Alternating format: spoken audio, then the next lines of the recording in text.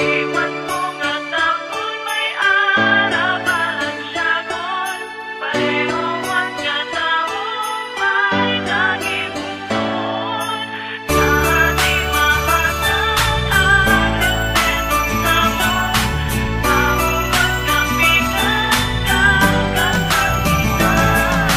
Pullback Production have a new topic about sa girl nga may lawit. Kay galit chupait kag hindi mo sila pwede tawag misis o kun miss. Kay sila ang mga tinuga nga wala sa matres. Gani sa mga lalaki di sila kahatag baby, pero gaan ka manil kung sila ka magpatiti. Gagasto na sila bisan sila ganuluhod. Nagahatag na sila pagkatapos simulot god. Kagadugang tinabayad kung sa iya i-shot. Sa buhong nga baho kaina nagautot. Kag kun mangilak kag nagadaguo ang ginapabangdang ang mga palupo. Pero bisan amula na sila nga tao gusto man na nila respetuhon. Kay may yaraman sila sang balatyagon nga gakasakitan pariyo sa aton bisan. Agiman mo nga taon may arabalan siyagon.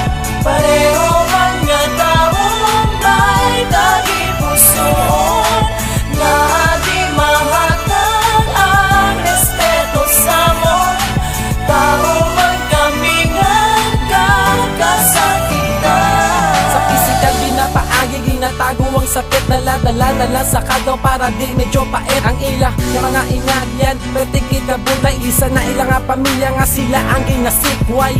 Amo na gani nga ang madugang ka pa. Mabugat ang ginadala nga agi nga suyaan pa. Kag hindi malikawan, mangilat kung mag-ulan. Wala iba ginapasibagan kundi sila lang nga sila lang ang ginabantayan. Kapakataon na sila gani para makatupong lang sa aton na mga tao na sa ilang gasuya. Ang ginapangayo nila nga respeto ta sila.